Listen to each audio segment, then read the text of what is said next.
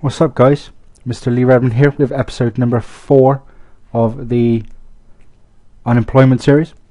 I've now completed the first half of the season with Salthill, Devon in the Republic of Ireland.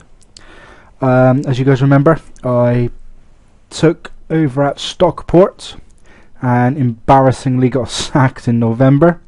I think it's even worse than the fact that I believe they've actually got to the playoffs now, or they may have even got promoted, I'm not too sure. I took over at Salthill after about a month or two out of the game.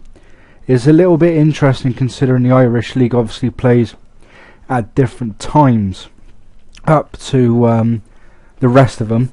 So basically we're in June now and I've only played half the season, whereas everyone else has finished and we're actually started the second season because all of Europe has opened up. So as you'll remember, last season Salthill only won 5 games. So 5 games. 4 in the league, 1 in the cup. They seem to have a bit of a advantage over Finn Harps for some reason. But what we'll do is, guys, we'll have a look at my transfers first. Can't actually remember if I did any, to be fair. So it turns out I actually was quite... was it me? No, none of those are actually me. That one possibly was Paul Devons. Actually, yeah, I think this one was. I think this Paul Devons one was, and that was it. So, coaching report. He's actually 4.5 star. Potential was 4.5.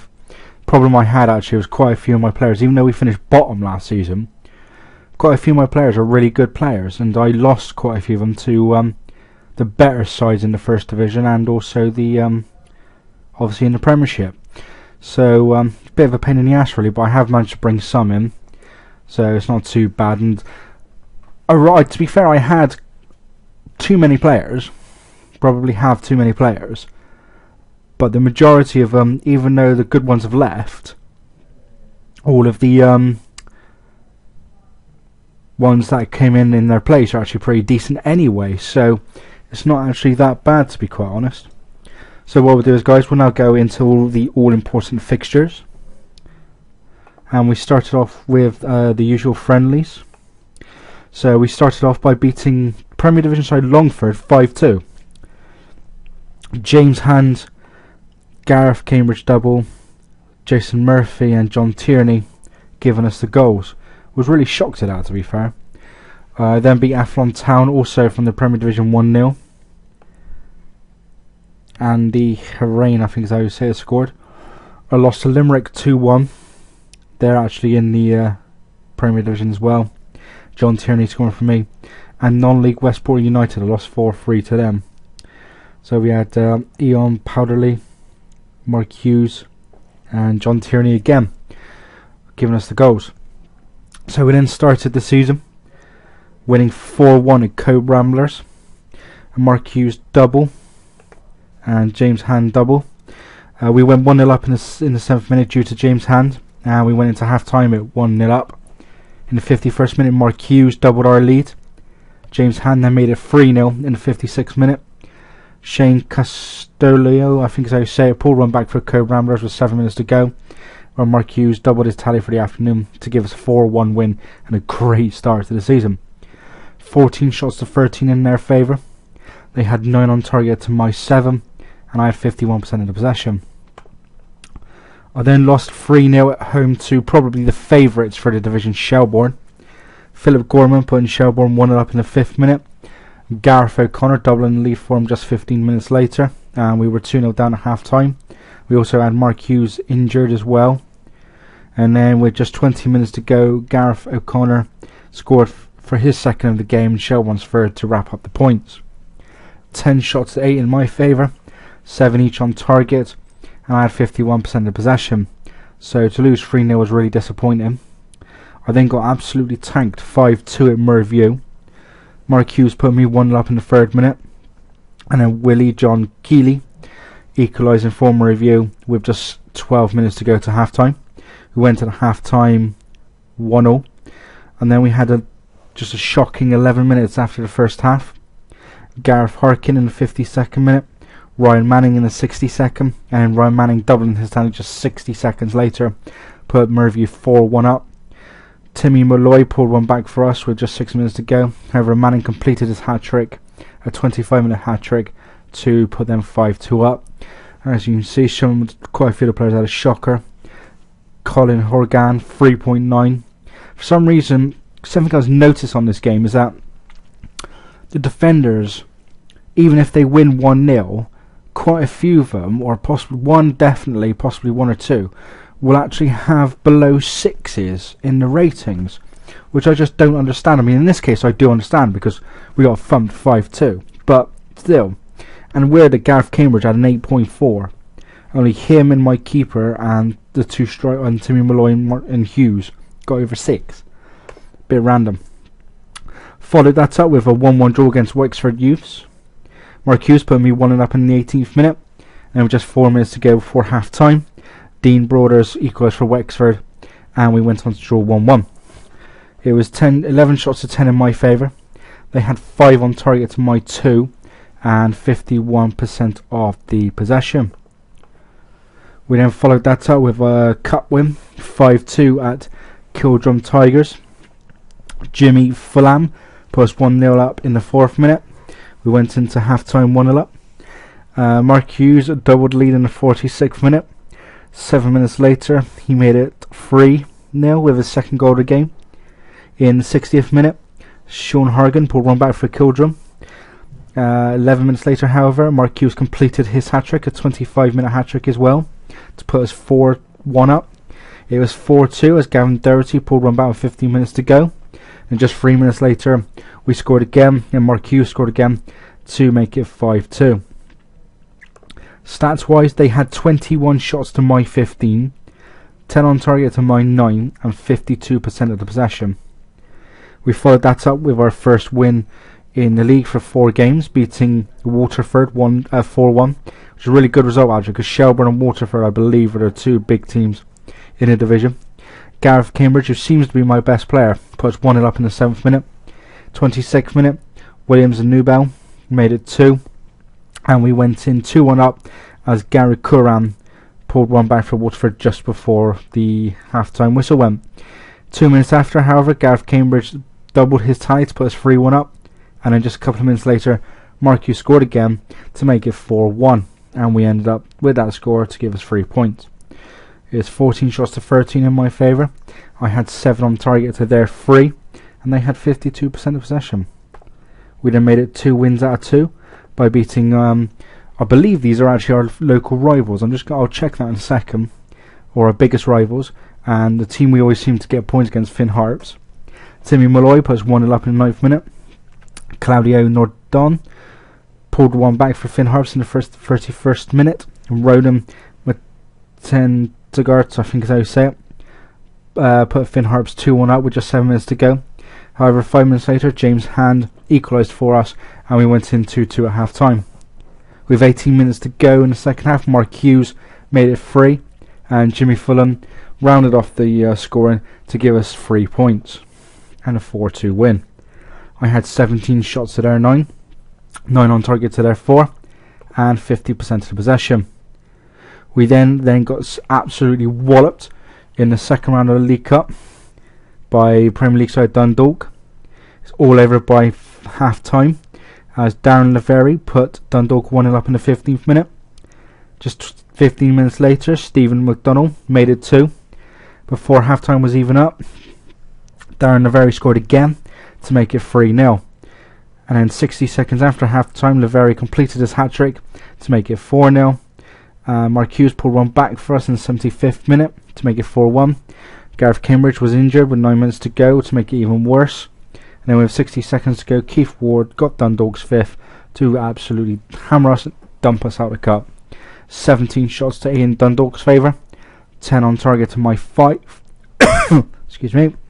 And they had 59% possession. We then followed that up with a 4-2 away win at University College Dublin. Gareth Cambridge put us 1-0 up in the 2nd minute. 2 minutes later, Cathal Brady equalised for UCD. Thankfully though, with 8 minutes to go, with 8 minutes to go for half time, Mark Hughes put us 2-1 up, and we went in 2-1 at half time. Worryingly, Roberts Birdsall got a straight red card in the 65th minute to put us down to 10 men. Then just 7 minutes later, Paul Durfee equalised for UCD, and we had a bit of a problem being only down to 10 men. However, Dan Cunningham, actually I read that wrong, because Dan Cunningham actually put us 3-1 up on the hour mark before Birdsall actually got sent off and before Durfee pulled it back. Thankfully as well, with 8 minutes to go, Mark Hughes got his second of the game to give us a 4-2 win. 19 shots to 11 in their favour. They had 10 on target to my 6, with 56% of the possession. We then followed that up by losing 4-2 to Shelbourne. Paul Devins put us 1-0 up in the 21st minute. 4 minutes later, Brian McCarthy made it 1-1, and we went into half time 1-1. Philip Gorman put Shelbourne 2-1 up just after the half time, and then we had a mad 3 minutes as he got his second of the game in the 76th minute, and just a couple of minutes later Gareth O'Connor made it 4, and we were dead and buried. However, we did have a Jason Murphy goal into added on time with the last kick of the game. Again, Colin Horgan struggling. Match stats, 19 shots to 14 in their favour. They had 9 on target to my 7, with 51% of the possession. We followed that up by beating Cobe Ramblers 2-1. Paul Devine in the 22nd minute put us 1-0 up, and we stayed 1-0 up at half time. Mark Hughes then doubled the lead for us with 2 minutes gone in the second half, and a Ronan Conlon own goal did pull one back for Cobe Ramblers with 17 minutes to go, but we held on to take the 3 points. 13 shots to 8 in my favour. I had 8 on target to their 6, with 54% of the possession. We then hit a bit of a horrible patch. We lost 3-1 at home to Merview. John Kiley put Merview 1-0 up in the 7th minute. On the half hour mark, Ryan Manning made it 2, and we were 2-0 down at half time. A Ger Hunley own goal with 15 minutes to go gave us some hope. However, Christine's goal 10 minutes later finished it for us, and we ended up losing 3-1. 10 shots to 9 in their favour, 4 shots each on target, and they had 52% of the possession. And then we got absolutely tanked by Waterford. Anthony Tynham, it was 0-0 at half time, which was really annoying, and then Anthony Tynham put Waterford 1-0 up in the 48th minute. Now this is where it all went wrong, as Paul Devins got his second booking in less than 10 minutes, and we were 1-0 down with 20 odd minutes to go. As you can see, they took full advantage of the man advantage, as just 3 minutes later Dennis Moran made it 2. Just 2 minutes later he doubled the tally to make it 3-0, and then just a couple of minutes later Stephen O'Flynn made it 4-0. So in the space of 7 minutes we went from 1-0 down to a man down to 4-0 down. In the 83rd minute Stephen O'Flynn got his second in the game to make it 5, and then Colin Horgan rounded off his absolute shocker of a game to make it 6-0. Again, he had 3.7. Really should change him, but I can't be bothered. Bloke who'll probably come in and replace him will probably be just as bad, as it always seems to be the fullbacks that always get the worst of it. Waterford had 19 shots to my 9, 10 on target to my 2, and they had 59% possession. We then made it 3 defeats in a row, losing at home to Wexford Youths. It was 0-0 at half time again by Dean Broaders in the 53rd minute, and 2 minutes later Mark Sherlock put him 2-0 up. Mark Hughes pulled one back with 19 minutes to go. However, we weren't able to make it count, and we got hit on the break by Dean Broaders with 2 minutes to go, and Wexford ran out 3-1 winners. Stats was 18 shots to 10 in their favour. They had 10 on target to my 4, with 54% of the possession. We got revenge pretty much straight away by beating them 2-1 in the Irish version of the FA Cup. Mark Hughes put us 1-0 up in the 28th minute with 19 minutes to go. Dara Walsh, I think is how you say it, pulled Wexford level, but in added on time Mark Hughes scored again to give us the win and put us through to round 3. Match stats was 10 shots to 5 in my favour. I had 4 on target to their 2, with 56% of the possession. Oh, too far. We then won our first league game in the 4 games again by beating UCD. Williams and Nublé put us 1-0 up in the 38th minute. We went into half time 1-0 up. Robbie Benson equalised for UCD with just 3 minutes gone in the second half. But thankfully, with just 5 minutes to go, Mark Hughes scored again to give us a lead, and a lead we would hold on to take the 3 points. 14 shots to 10 in their favour. They had 8 on target to my 4 and 54% of the possession. And then the last game of this section was another win, and a win in a row against our rivals, I believe, Finn Harps. Peter Flanagan put us 1-0 down with just 4 minutes gone. With just 13 minutes to go, Timmy Malloy pulled us level. However, we only level for 5 minutes as a David Bracken goal with 8 minutes to go pulled them in front, and they went in 2-1 up at half time. Thankfully though, in the 65th minute, Mark Hughes pulled us level, and then with 6 minutes to go, Jimmy Fulham put us in front, and we were able to hold on. 20 shots to 11 in my favour. I had 10 on target to their 4 with 52% of the possession. So we'll just have a look, and I do believe Finn Harps are one of our rivals. Oh no, that's Merview United actually, not Finn Harps. Great, so I've actually been tanked both times by them, I believe. But luckily, we've had a very good season so far. We are third in the table, guys. 1 point off top, if I've only just noticed. I didn't notice that. I am only 1 point clear of fourth, which is the bit I did notice. But I didn't notice I'm actually 1 point behind UCD and 1 point behind Merview.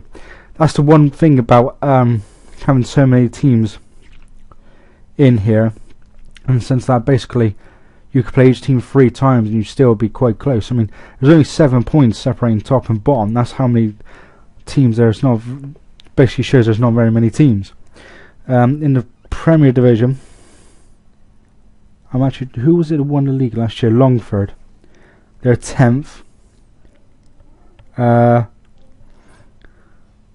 a little weird. And then you got Limerick on top with 33 and Derry on 31.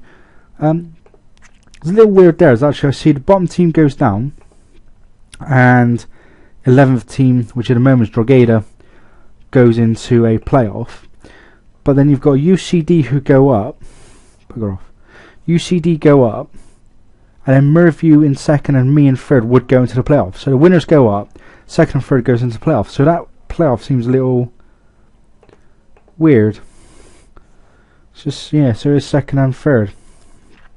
And Premier Division is 11th. So I wonder whether possibly 11th plays maybe third, and then the winner goes through to play second, or something that seems more likely, and I could actually confirm that by just looking at last season's, is I believe second and third in the first division will play each other, and then the winners will go through to play Longford in the not title side, or promotion side. Let's just have a look. So we've got Athlone and Waterford, second and third from last year. So just have a quick look. So yeah, so there you go. It's second place, third, and then the winner goes on to play the team that finished second from bottom, which last season was actually Shelbourne. So who knows what we could do? But yeah, it's been a good season so far, as we've actually already won more games than we did last season, with 7 games, and we only won 5 all of last season. So we've almost I was going to say almost doubled, because we only won 4 league games, so we've almost doubled our league tally. So hopefully we can carry on and get up into the playoffs. The CDN Challenge Cup, as you know, I actually did beat Wexford 2-1. We've had a couple of the big main division teams go out, like Sligo have gone, Athlone have gone, Cork have gone, and Bohemians were the other team to go. Oh yeah, it was Bohemians. I thought Waterford. But for some reason the third round draw takes place in July, quarter-final draw takes place in August, and then we actually play the third round, which is a bit random. So unfortunately we haven't got far enough to find out who we get in the third round. Would be nice to maybe get one of the teams in my division, or even maybe one of the non-league sides, though I have noticed actually Fernand United actually dumped out Sligo Rovers, so that'd be interesting. So let's have a look at some stats actually, just before we go. So Mark Hughes is second highest scorer on 12, and then you've got Cambridge and Molloy on 6 assists each. So hopefully if we can keep Hughes fit, we could get quite high up. So that is it for this episode, guys. Leave some likes, leave some comments, and subscribe. We really appreciate it. Tune in next time for an end of season review, and let's see how we finished up. Who knows what we could do. It could all go horribly wrong. We'd maybe finish like 7th, 8th, maybe even bottom, considering how close it all is. Or we could finish in the top 3. I would love to get the playoffs, have to admit, but we can't get ahead of ourselves really because of the fact that we basically really struggled last season. Looking at the actual tables, we have obviously won more games, like I said, than we did last season in the league and overall, so that's a good thing. We're in the 3rd round of the Challenge Cup, so maybe we can get a decent draw there, bring some money in if we need to. Well, I'm looking at money actually, because I'm not quite sure what it's like. So I've got £683, and then we'll end up 17k in debt at the end of the season. So, like I said, guys, that is it for this episode. Tune in next time for our end of season review. Let's leave some comments and see where you reckon I could finish. Could we finish in the playoffs? Could we win the league? Could we finish bottom? Who knows? Until then, guys, as usual, as always, take it steady.